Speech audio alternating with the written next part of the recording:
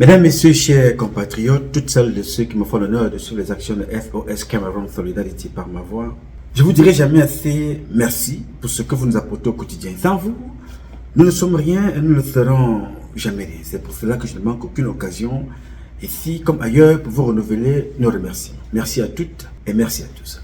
Aujourd'hui est un nouveau jour. J'inviterai donc chacun d'entre vous, où que vous soyez, quoi que vous fassiez, à glorifier Dieu et à célébrer la vie. La prochaine minute n'est pas la nôtre.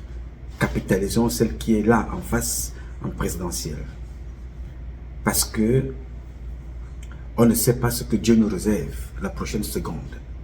Et quand je parle de prochaine seconde, je parle du bien, de la vie et de la mort. De la vie et ses vicissitudes. Un accident a vite fait d'arriver. Une mort a vite fait de nous appeler. Le retour à la base a vite fait de nous appeler. Comme est le cas aujourd'hui avec notre compatriote Matt Angeline Minja. Parce que c'est d'elle qu'il s'agit. Beaucoup d'entre vous se poseront la question: pourquoi Patrice Nouma s'intéresse-t-il à la mort de cette femme qu'il ne connaît pas, qu'il n'a jamais rencontrée? Vous avez raison. Mais comme chaque jour, je vous rappelle très bien que chaque fois que quelque chose se passe à côté de vous, une injustice se passe à côté de vous, vous ne tirez pas des conséquences. Vous ne faites rien, vous êtes une victime en sursis.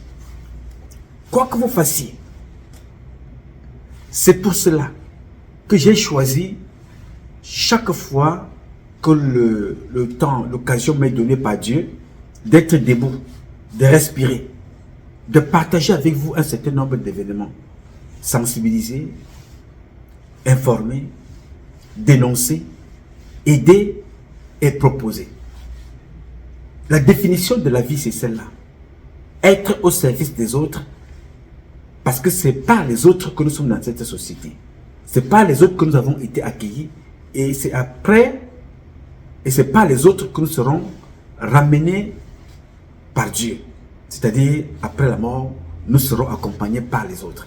Donc, la vie des autres doit nous inspirer des choses à ne pas faire et des choses à faire, à mieux faire, à observer, à s'inspirer et à capitaliser. C'est pour ça que l'autre est important.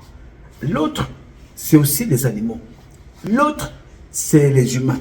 L'autre, c'est l'environnement.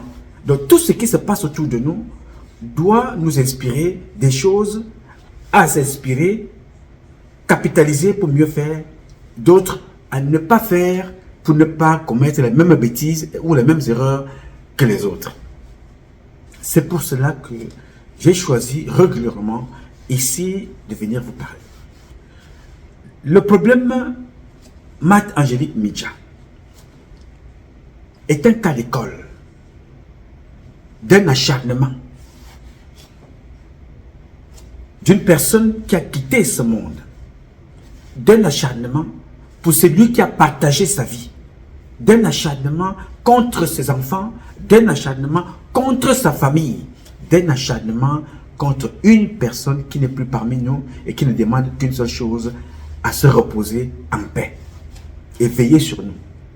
Si je m'en tiens à ce qu'on nous dit régulièrement, les morts ne sont pas morts. J'ai de la peine parce que ce qui se passe avec Minja, Matt Angelique, me rappelle d'autres qui sont en ce moment aussi encore à la morgue. Me rappelle Martinez Zogo, me rappelle Joseph Ouna, me rappelle encore il y a très peu de temps, et je dénonçais bien avant qu'il soit il y a une semaine finalement enterré Babodo, le pilote du président. Jusqu'à quand allez-vous commettre les mêmes choses? Jusqu'à quand allons-nous contribuer à la souffrance de nos parents vivants? Et jusqu'à quand allons-nous contribuer à la double mort de nos parents déjà morts? Jusqu'à quand allons-nous faire ça? À quel niveau allez-vous apprendre à laisser reposer ceux qui ne sont plus de ce monde? À quel moment allez-vous accepter vivre paisiblement avec les autres de leur vivant?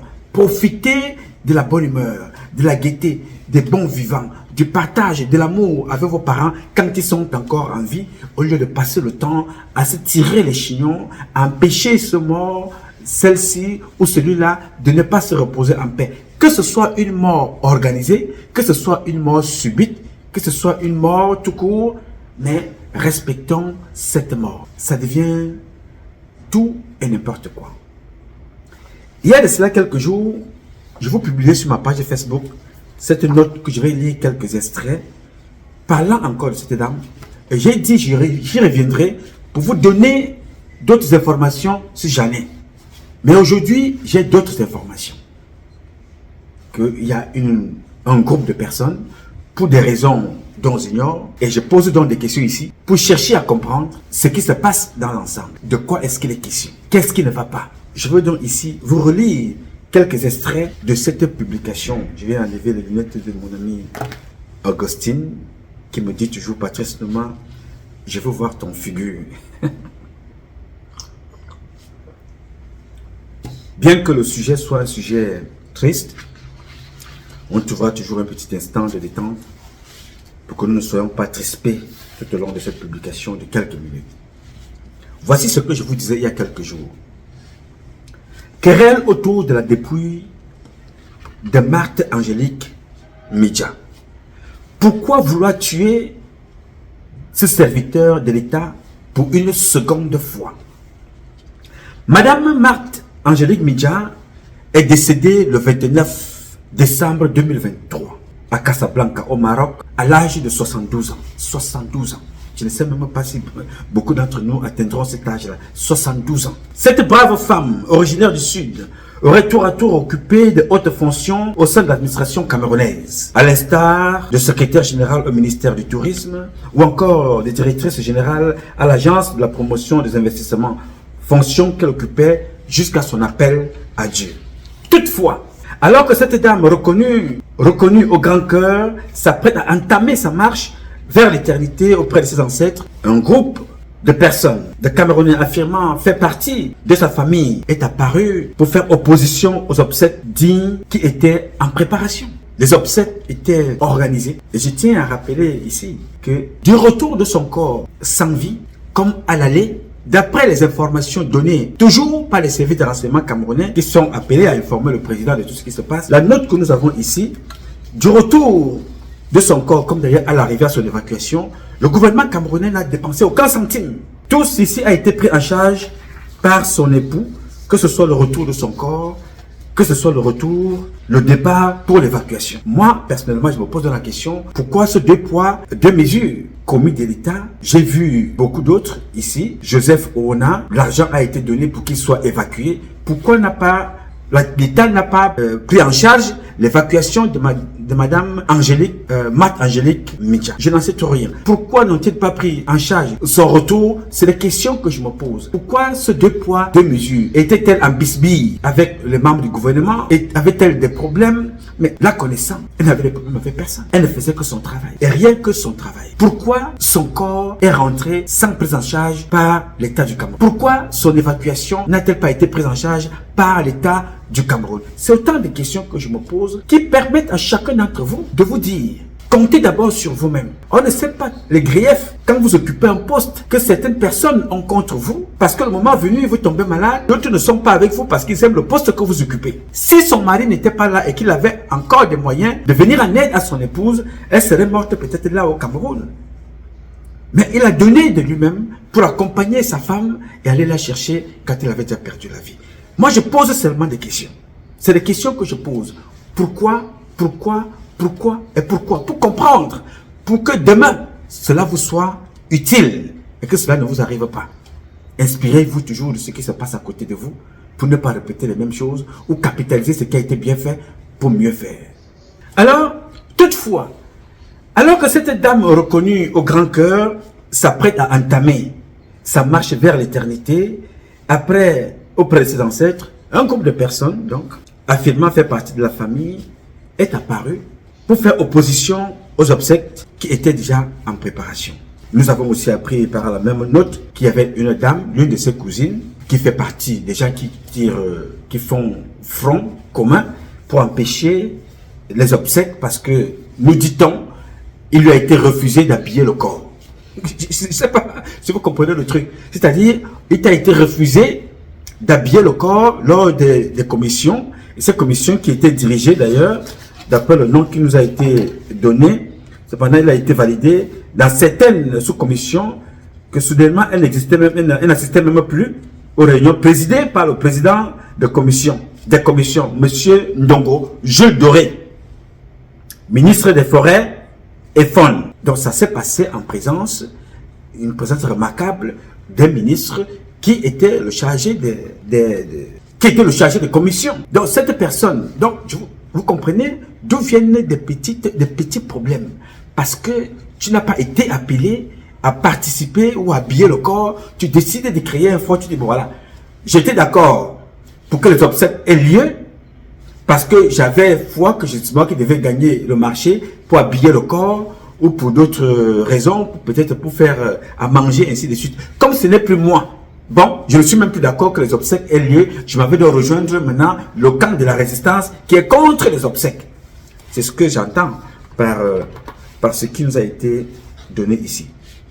Ces derniers estiment que leur sœur a été assassinée et soupçonnent bizarrement celui-là avec qui la défunte Angeline Mincha aurait passé l'essentiel de sa vie. Vous allez comprendre pourquoi cette partie-là m'amuse, me fait sourire. Elle ne m'amuse pas, mais elle me fait sourire. Cette femme a passé l'essentiel de sa vie avec un homme, Laurent Mincha. C'est tellement bien écrit ici que quand j'ai reçu par nos éléments les vidéos de Angeline Mincha parlant de son mari, j'ai compris que l'être humain est dangereux. Faites attention, préparez. La seule personne au monde, dans notre pays, que j'ai vu préparer son deuil, s'appelait Prison. Un certain Prison, parce qu'il y en a plusieurs. Qui a fait venir sa famille, je pense qu'il était député ou quelque chose, je ne me rappelle pas très bien, vous m'en excuserez. Il a fait venir sa famille, vivant, enregistré. Il dit, quand je vais mourir, quand Dieu m'appellera, je veux que tel soit à mon deuil, c'est tel pasteur qui viendra lire la messe. Quand on portera mon corps, je veux que ce soit tel soit devant, tel soit de côté, tel soit derrière.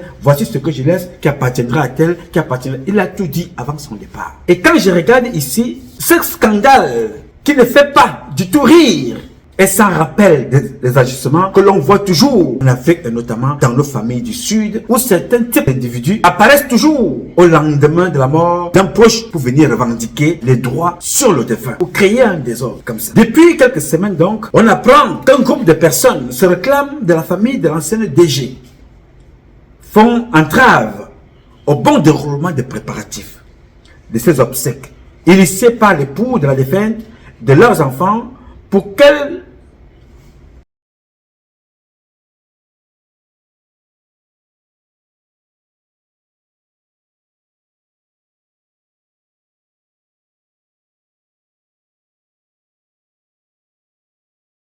Depuis quelques semaines donc, on apprend qu'un groupe de personnes se réclamant de la famille de l'ancienne DG font entrave au bon déroulement des préparatifs des obsèques initiés par son époux, monsieur Laurent Mincha, et leurs enfants. Pour quelle raison font-ils cela? Quel est le but? Quel est le but? Je me pose la question. Cette personne est décédée, elle est sans vie, mais les gens décident de faire entrave.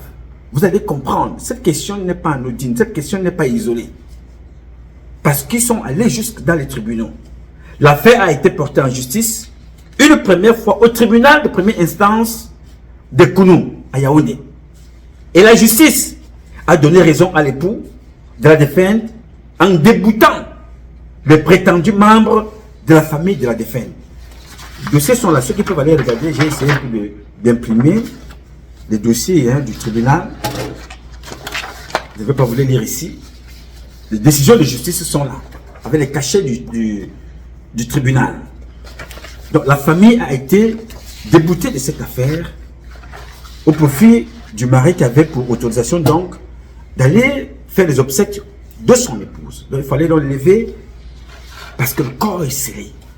Vraiment, c'est-à-dire que ça fait tellement mal au cœur qu'on va mettre le scellé sur le corps de Angeline. Vraiment une femme aimante, comme vous allez le voir dans les vidéos que je vais vous publier dans quelques minutes. Une femme qui aimait les gens, elle était toujours entourée des personnes. Alors qu'on s'attendait logiquement à ce que cette servante de l'État aille se reposer en paix, qu'elle aille se reposer en paix après de longs et loyaux services à la nation. Voilà qu'on a appris que les membres de la famille ayant été députés sont allés contacter des gens au cabinet civil. C'est au Cameroun, c'est ça. La justice n'est là qu'une caisse de résonance. Nous avons un pays, la République du Cameroun, et nous avons la principauté d'étudier. C'est-à-dire quand au pays là où il y a vraiment la République du Cameroun, ça ne va pas. Les juges et les magistrats ont fait leur travail, ça ne vous convient pas. Maintenant, chacun prend son carnet d'adresse. Il faut aller chercher à la présidence. Si ce n'est pas au cabinet civil, c'est au secrétariat général. Si ce n'est pas au secrétariat général, on commence à voir un peu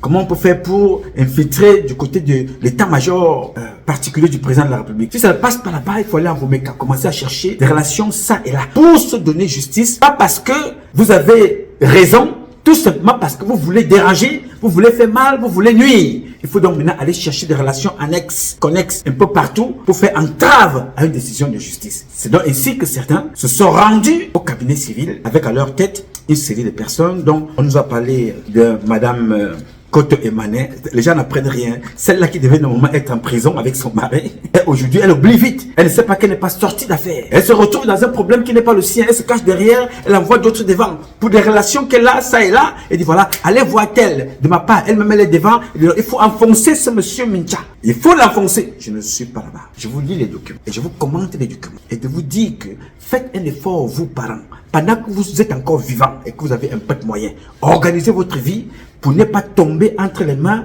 des profiteurs. On profite de vous vivants, on profite de vous morts, on veut détruire vos enfants, on veut vous opposer, tout ça pour des biens. Est-ce le cas de Madame Angélique Mincha? Je n'en sais trop rien. Je pose des questions, je décris la situation, je vous la présente pour que chacun comprenne. Il y a une décision de justice. Écoute, cette décision de justice-là n'est plus respectée parce que les gens ont été députés. Maintenant, ils vont au cabinet civil se plaindre là-bas. Voilà. Bon, nous, ici, ce monsieur-là nous a déjà gagné. On a dit qu'il faut qu'il fasse ses obsèques. Donc, nous ne sommes pas d'accord. Il faut maintenant voir les choses autrement. Va là-bas, on décide de bloquer encore et de saisir la gendarmerie là où il y avait déjà une plainte.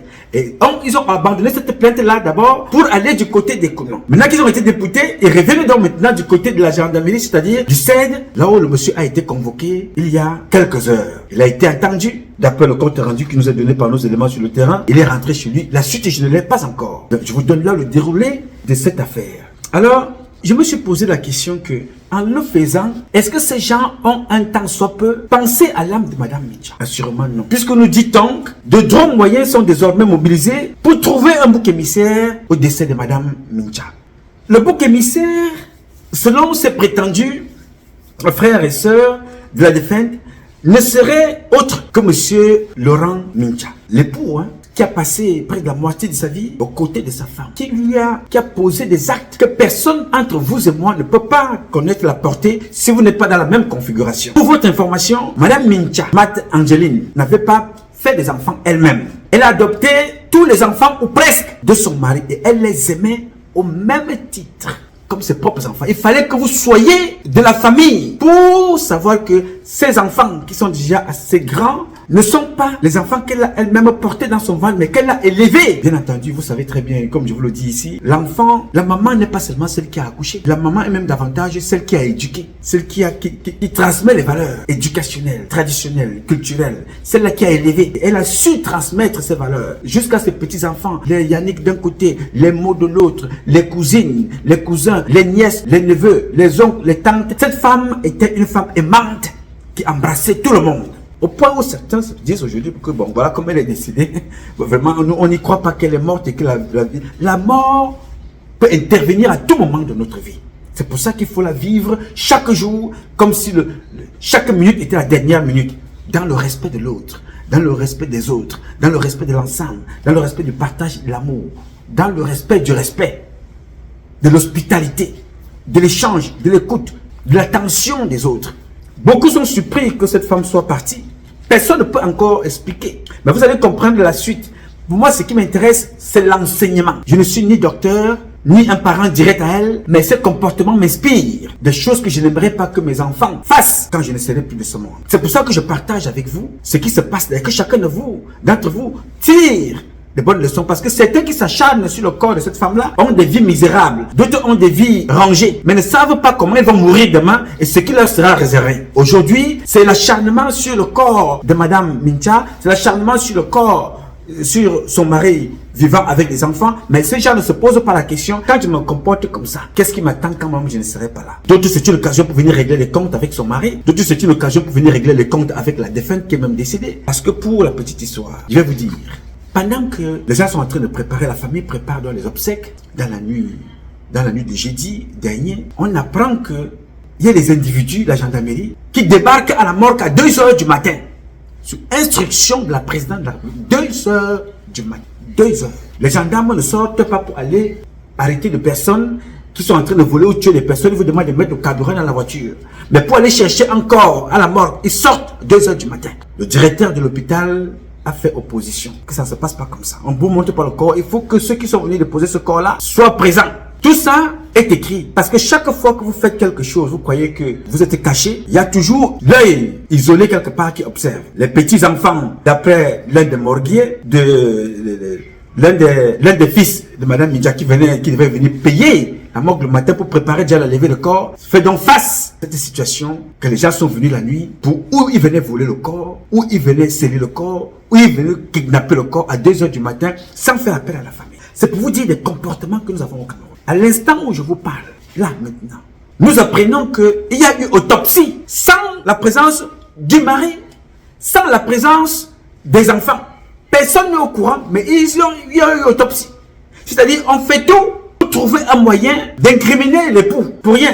Avec le corps sans vie, on peut venir tout faire. On peut venir taper un marteau quelque part, on peut venir poignarder, on peut venir même tout faire pour dire après que bon, voilà le corps, notre soeur a été tuée, notre soeur a été ci, notre soeur a été ça. Je vous dis ça parce qu'il y a une histoire que j'avais racontée ici. Un jeune docteur Simon, 23 ans, il était ici aux États-Unis. Il est allé au Cameroun, voir ses parents après ses examens. Un excellent médecin, jeune, 23 ans. Il arrive au Cameroun. Il va mourir dans la maison de Yannick Noah, à la piscine. Jusqu'aujourd'hui, on ne connaît pas ce qui a tué cet enfant. Donc, on prend le corps, on amène à l'hôpital, à la morgue directement. On appelle ses parents étant le corps est déjà à la morgue. L'enfant est arrivé la veille. Ses amis viennent le réveiller le lendemain. Que c'est ses camarades de classe, amis du quartier ou bien parents, whatever, le prennent pour faire un tour. La maman les connaît. Prennent cet enfant qui est venu des États-Unis la veille, l'amène chez Yannick Noah. Ça s'est passé l'année dernière. Il s'appelle le docteur Simon. L'amène chez Yannick Noah. Il va mourir là-bas. On dit qu'il est mort dans la piscine. Il n'y a pas l'eau dans son ventre. On ne l'a pas vu noyer. On dit qu'il est mort dans la piscine. On prend le corps, ils amènent le corps à la morgue. C'est à la morgue qu'on appelle sa mère. Sa mère arrive, elle observe le corps, elle a failli tomber évanouie. Qu'est-ce qui a tué mon enfant? S'il vous plaît, ne touchez pas ce corps. Il faut qu'il y ait une expertise médicale. Il faut qu'il y ait une autopsie pour comprendre ce qui a tué mon enfant. Ne touchez pas le corps. À peine elle a tourné le dos, le morguier qui était là a injecté le formol sur le corps de l'enfant en cascade. Pourquoi faisait-il ça? Pour cacher les traces, pour détruire les empreintes, pour cacher tout ce qui a pu tuer cet enfant. Alors je vous dis là que quand les gens se rendent à la morgue, en l'absence du mari et des enfants, ils sont capables de tout faire avec ce corps pour incriminer le mari. Ou alors, comme j'ai d'ailleurs entendu d'autres dire, des fractaires d'une organisation sectaire du coin se sont retrouvés là-bas. D'après ce qu'on apprend d'une organisation sectaire, vous savez au Cameroun, c'est le satanisme, c'est des sectes en cascade. Donc les gens s'en inspirent sans pouvoir même savoir à quoi servent. Qu'est-ce qu'ils sont allés faire autour du corps de cette dame? Qu'est-ce qu'ils veulent absolument prendre dans son corps? Qu'est-ce qu'ils veulent prendre au point d'écarter son mari, l'éloigner, l'incriminer? Parce qu'on s'attendait peut-être que, comme on l'a amené dans la gendarmerie, on le garde là-bas, qu'il soit emprisonné. Je ne sais pas. Je pose des questions. Je veux comprendre. Pourquoi cet acharnement? Pourquoi mettre le mari absolument de côté et que les gens se retrouvent autour de ce corps, rien qu'entre eux, sans les enfants, sans le mari? On va faire l'autopsie. Sans une décision médicale, sans une décision de justice, sans personne. Il n'y a personne autour qui est proche de la famille, du mari et des enfants. C'est des personnes dont on ne connaît pas qui se retrouvent là-bas pour faire l'autopsie. Quand mon élément m'a dit ça, le lieutenant, je me suis dit, mais il faut se poser des bonnes questions. Qu'est-ce qui se passe? Il y a un véritable problème. Il faut qu'on continue de chercher. Et moi, je ne lâcherai pas l'affaire. Donc, il y a donc des noms qui nous ont été donnés, qui sont impliqués dans cette affaire. Souvenez-vous que déjà, la photo que vous voyez là a circulé partout. Que monsieur Minja est allé à la levée du corps de son épouse avec une maîtresse. Il faut être fou, il faut être bête, il faut être méchant, il faut être inconscient pour poser un acte pareil. On a publié la photo d'une dame que vous voyez là, nous disant que voilà, cette dame-là, elle était parmi les personnes, elle était la maîtresse, elle est la maîtresse de monsieur Laurent Mindja. Alors que non, cette dame qui travaille à l'ambassade, une autorité est décidée, qui était évacuée officiellement. Alors la levée de corps, comme vous l'avez vu lors du corps de monsieur, la levée de corps de monsieur Joseph Ouna à Bordeaux en France, ça a été la même chose à Casablanca au Maroc. Donc les personnalités de l'ambassade étaient présentes. Donc cette dame que monsieur Laurent Mindja ne connaît pas, qui se retrouve là, à côté de lui, ils sont à la levée de corps. On a vite fait. Pour quelle raison? Je n'en sais trop rien. Je vous dis ça parce que ça peut vous arriver. Ne faites pas aujourd'hui semblant parce que vous voulez régler un compte avec Mindja. Il faut tout incriminer sur sa personne et ses enfants. Vous aujourd'hui, vous avez les mêmes problèmes dans vos familles. Vous dites non, non, non, ce n'est pas moi. Mais vous êtes en train de vous impliquer dans une affaire pour plonger quelqu'un parce que vous voulez régler des comptes. À la fin, ce n'est pas monsieur, la maîtresse de monsieur Mindja. Il fallait que je vous montre ça. Alors, de l'autre côté, on nous fait parvenir une liste des personnes qui font entrave à cette affaire. À l'enterrement de cette dame. On nous parle donc d'un certain Menga Stéphane, directeur à l'API et neveu de Madame Mindja, fils du feu Majesté Akoulouze Yves, et c'est lui qui finance. C'est d'après ce que nous apprenons. Vous savez, je vous dis pour que chacun d'entre vous sache, voilà une famille qui faisait un semblant d'hypocrisie du vivant de cette dame, faisait un semblant de s'aimer ou de ne pas s'aimer, mais ils étaient là ensemble. On ne savait pas que à l'intérieur là, il y a une guerre ou la jalousie ou la méchanceté, ou parce que voilà, je ne sais pas. J'ai décrit la situation, les gars. Je suis un Gaëton Dobala. Je suis un Gaëton Dobala. Je suis un Camerounais, un républicain, qui vous présente cette situation pour que chacun se pose des bonnes questions.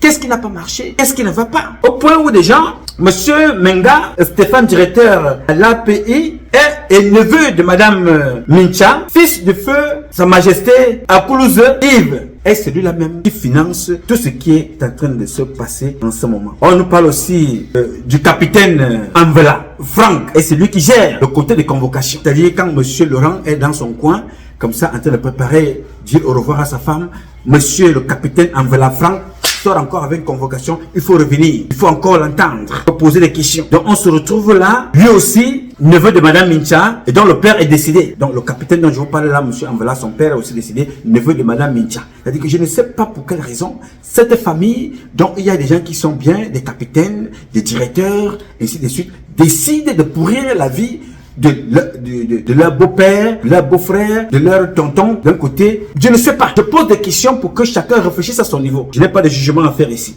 Voilà dans le trio qui, comme ça là, met un veto. Non, il y a madame Okoto Emmané, Menga Stéphane et monsieur Envela Franck. Des gens qui décident donc maintenant de faire un veto sur cette affaire. Il faut aller saisir la présidence. Le Cameroun a de sérieux problèmes. Les capitaines, on ne les entend pas du côté de Bakassi. On ne les entend pas du côté des enlèvements. On ne les entend pas du côté du Nozo.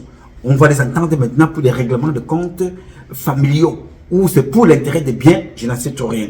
C'est pour des règlements de comptes de jalousie, je n'en sais tout rien. Je vous explique une situation et que chacun prenne ce qui est intéressant pour lui et qu'il en tire des leçons. Voilà une femme qui vivait 72 ans, menait sa vie, aidait tout le monde. D'autres venaient voir la scolarité. Elle a envoyé beaucoup en France, elle a envoyé beaucoup en Angleterre. Elle a aidé à construire des maisons, elle a contribué à élever des enfants. Et ses propres enfants, les enfants des autres, la famille, elle l'a aidé. Elle a même fait embaucher certains. Quand vous comprenez que certains travaillent à l'API, ils ne sont pas venus là-bas par magie. Mais aujourd'hui, on dit voilà, il faut chercher à comprendre réellement. Qu'est-ce qui a tué madame Mindja? C'est vrai, il faut chercher la vérité. Mais chercher cette vérité-là, cherchez-la ensemble. On a déjà trouvé un but commissaire. Monsieur Mindja, c'est lui le criminel. Jusqu'à preuve de contraire, la justice, ce n'est pas moi, a donné des documents, vous dites voilà, vraiment, tout ce que vous avez demandé ici, là, vous avez été député. Donc, non content de cela, ils vont maintenant à la présidence, voilà, le juge là, il faut qu'on ait à la présence, là où il n'y a que la décision politique, le pouvoir, l'abus de pouvoir doit prévaloir. C'est-à-dire, on appelle, on dit au juge, voilà ce que vous devez faire. Que ce soit Mindja, responsable, son époux ou pas. Lui, il doit répondre de son forfait. Il a tué sa femme. Non, monsieur. Il y a des institutions dans notre pays. C'est une république. Bien que nous soyons la principauté d'un côté, la principauté de Toudi, qui vit dans la poubelle d'un côté, et de l'autre côté, la République du Cameroun. Il y a quand même des institutions. Dites-vous une chose. Chaque fois que vous posez des actes comme vous êtes en train de le faire, contre ces enfants qui ont perdu leur maman, contre le mari qui a perdu son épouse, dites-vous une chose, demain est un autre jour. Amourou Belinga est en prison. Les mêmes comportements les mêmes comportements. L'ostentatoire, l'abus du pouvoir, le bling-bling, l'arrogance, la prétention, le mépris. L'arrogance, la prétention, le mépris. Faites très très attention. Apprenons, nous les bêtis, à respecter certaines valeurs. D'autres vont s'impliquer dans une affaire qui ne leur concerne pas, ils mettent les organes. Il faut absolument apprendre que quelqu'un est allé en prison. Il faut apprendre que pendant qu'on va enterrer une personne qui a décidé, il faut que quelqu'un d'autre meure aussi. Je ne sais pas, je ne comprends pas. Où est-ce qu'on voulait en venir avec ça? J'ai voulu ici, avant de clore cette première partie, parce que je vais encore faire d'autres publications sur cette affaire, je voudrais partager quelques vidéos de Madame Ninja vivante avec vous pour comprendre le discours de ce que dit cette femme. C'est le discours là qui m'a touché et qui m'a posé un problème. Je vais commenter avec vous après cette publication. Écoutez et regardez. Aujourd'hui, aussi ça. Si tu veux, demande à maman. Si tu veux, demande à papa. M'a levé à commander. Comment tu prends pour prendre à cette route? Réservation pour les gens de commander. Merci Clémence. Merci. Among the years I'm in the Papa Lorado, among the young Nukade, among the young Comedy, Palo Magistero, among the eyes I'm in the come on, to take this. Let's go to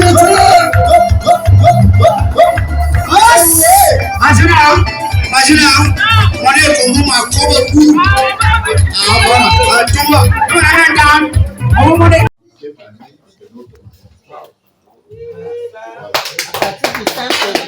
Donc, nous avons 40 ans de mariage le 5 février.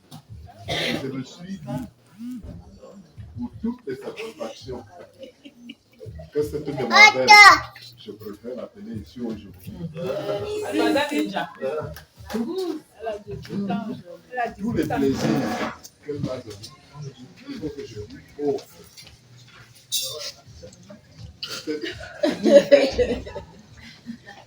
En attendant,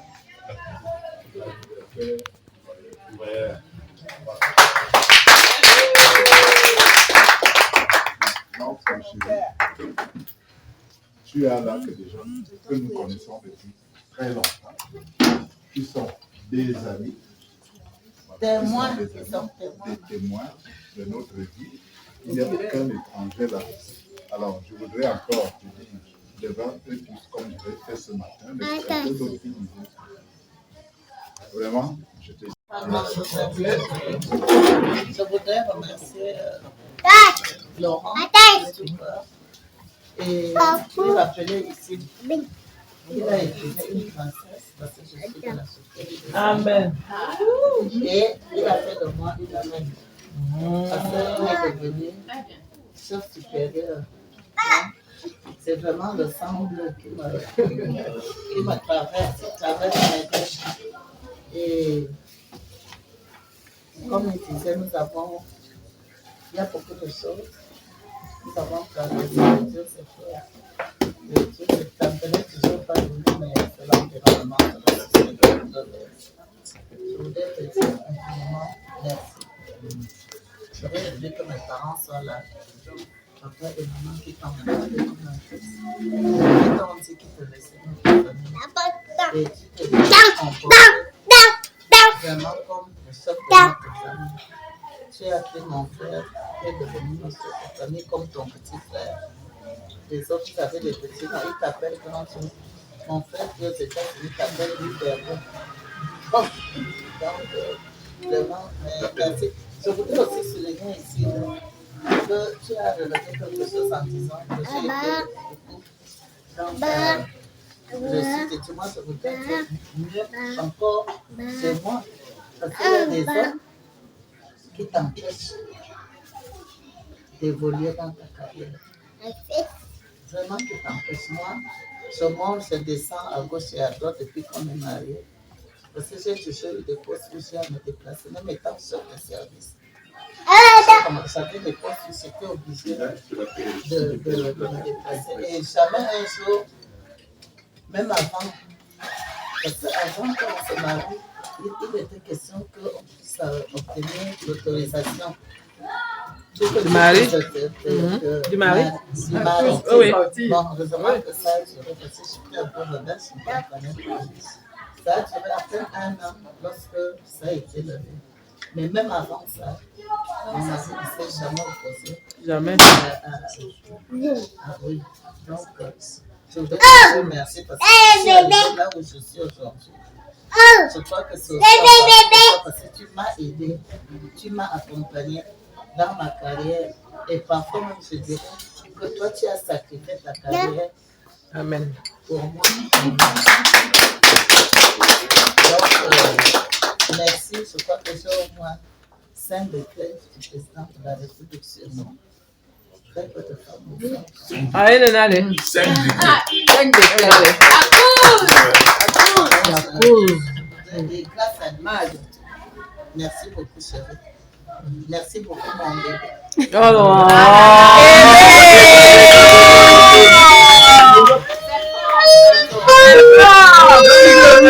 La piste est ouverte.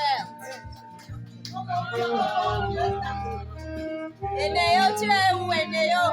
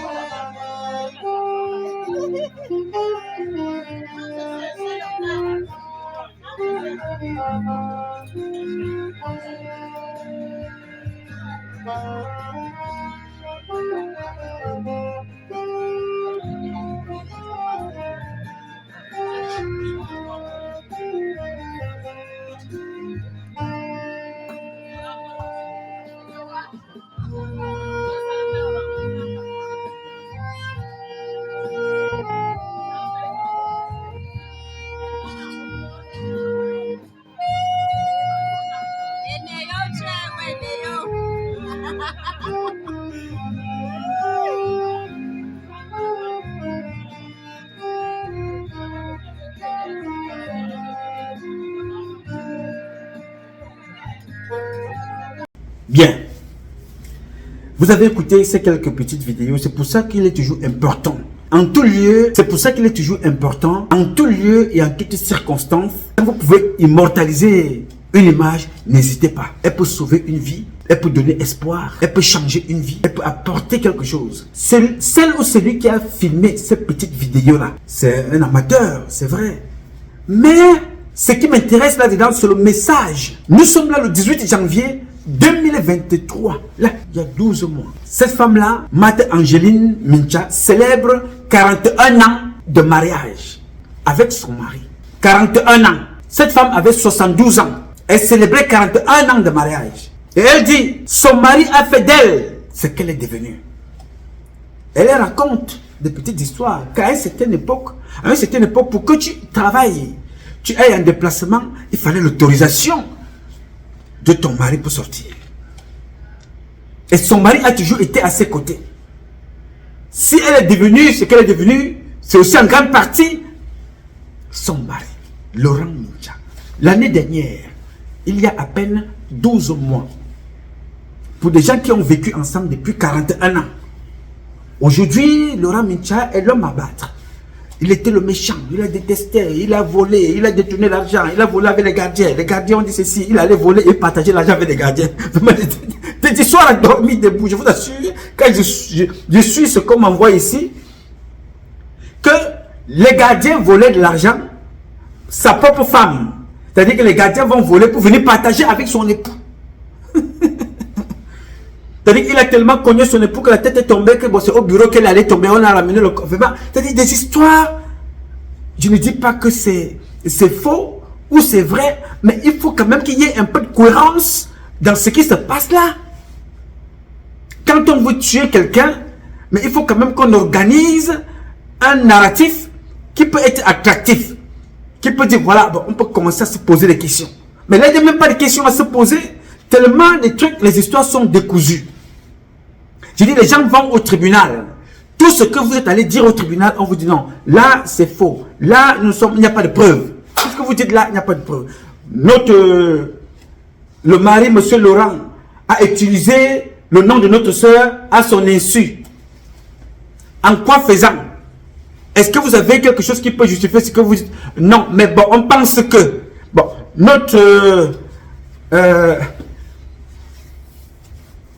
beau-frère, Monsieur Mincha, a tué notre soeur parce qu'elle menaçait de divorcer. Très bien. Ça aussi, c'est un point. Est-ce que vous avez un document qui justifie qu'elle avait déposé une demande de divorce quelque part? On n'a pas dit que c'est faux, c'est vrai. Est-ce que vous avez un papier? Bon, non, on va aller chercher à Guadalajara, à Mantum, à Kuala Lumpur. Peut-être qu'elle avait laissé ça là-bas. Bon, ok. Allez donc chercher, ramener. On finit avec ce côté-là. Bon, oui, il a volé l'argent à la maison. L'argent, il y avait beaucoup d'argent à la maison, ce qui est d'ailleurs très grave. C'est-à-dire, si vous aimez Mincha, il ne faut même pas parler de choses comme ça.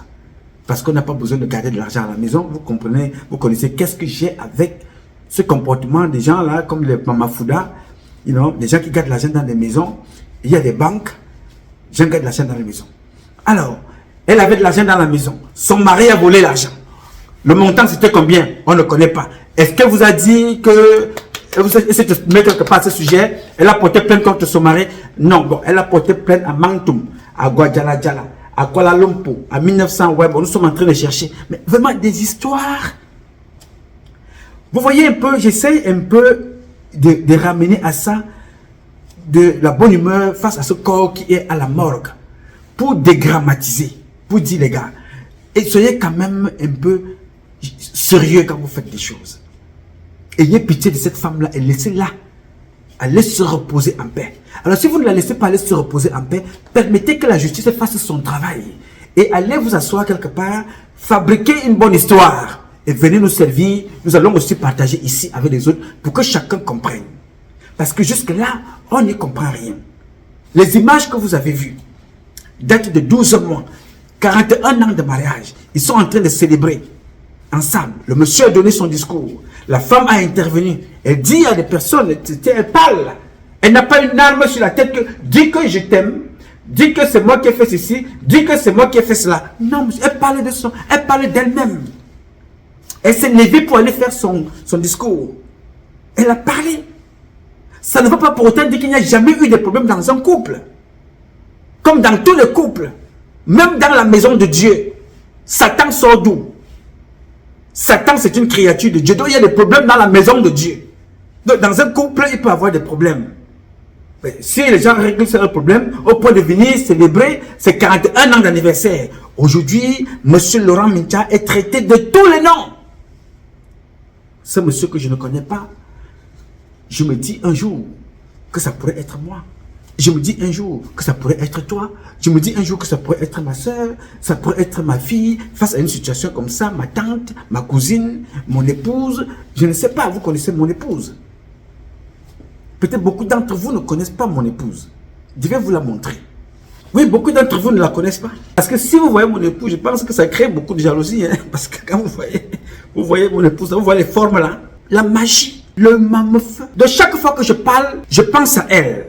Ça aurait pu être elle. Et je me retrouve dans une telle situation. Je me mets à sa place. Ça aurait pu être moi. Elle se retrouve dans une telle situation. Je me mets à sa place. Donc, chaque fois que nous parlons ici, c'est pour attirer l'attention de chacun d'entre vous. Faites attention. Chaque fois que vous allez vous mettre votre bouche dans une histoire qui ne vous concerne pas, dans une famille à autrui, pensez à vous. Pensez à votre famille. Pensez à ce qui peut vous arriver. Il faut que chaque fois que quelque chose se passe à côté de vous, si vous ne faites rien, si vous ne tirerez pas de leçons, vous êtes une victime en sursis. Le pouvoir ne va pas demeurer chez les boulots. Le pouvoir ne va pas demeurer chez les nangas. Le pouvoir ne va pas demeurer dans l'anarchie. Ça va changer un jour. Et quand vous allez vous habituer à des comportements qui ne laissent pas les enquêtes, la justice faire son travail, et que demain vous serez confronté à la réalité, qu'on vous dise que voilà, on ne veut plus les interventions de na yongolol, oyemofona, manefona, et bolo, bomaka, yongolol, mal, beta, abona, non monsieur, à un certain moment ici, on parlera le langage de la justice. Madame, voilà les enquêtes qui ont eu lieu. Voilà les faits, voilà l'expertise, Voilà les faits. Ce n'est pas que je suis le cousin, la tante, la grand-mère, la petite cousine du petit neveu de Mincha. Je suis l'oncle de la petite tante, de la grande sœur de Laurent Mincha. Je suis la nièce, le petit enfant de son arrière-grand-père du côté de Mantoum, du Bomozout, dont elle avait laissé quand j'avais encore 0,3 ans. Donc je suis venu. Il n'y aura plus ça. Le Cameroun de demain sera un Cameroun au service du peuple camerounais. La justice, basée sur les faits, basée sur les déclarations, basée sur des preuves, basée sur des enquêtes, basée sur l'expertise, basée sur le travail des enquêteurs, la gendarmerie, la police et tout ce que ça comporte. Ce ne sera plus une justice des influences. Habituez-vous à ça dès maintenant, parce que le pouvoir de M. Biya est à la fin. Sortez de ces comportements.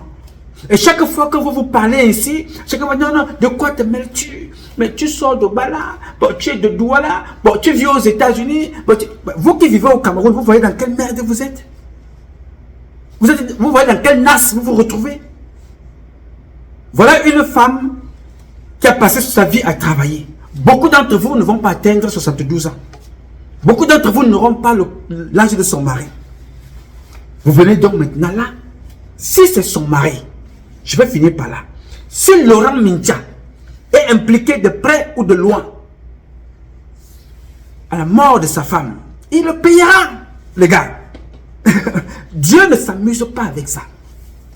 Ça prendra le temps que ça va prendre. Il payera. Mais s'il n'est pas, toute personne de près ou de loin ayant pris part à l'assassinat de cette femme payera.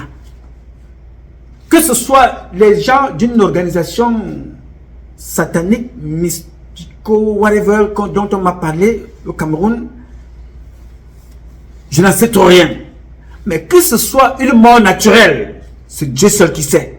Mais faites un effort d'être à votre place que d'aller mettre le boxon dans une vie de famille, dans une vie de couple, dans une famille, que ce soit du côté de la femme, que ce soit du côté de l'homme. Ce qui se passe là doit inspirer chacun d'entre nous. Je vous le dis sérieusement. J'ai un souvenir que Martin Beningue Boutou, quand il vivait, c'est comme ça que je parlais. Aujourd'hui, le même Martin Beningue Boutou, quand il est mort, l'église catholique a dit on ne veut pas voir le corps de ce type-là dans aucune église.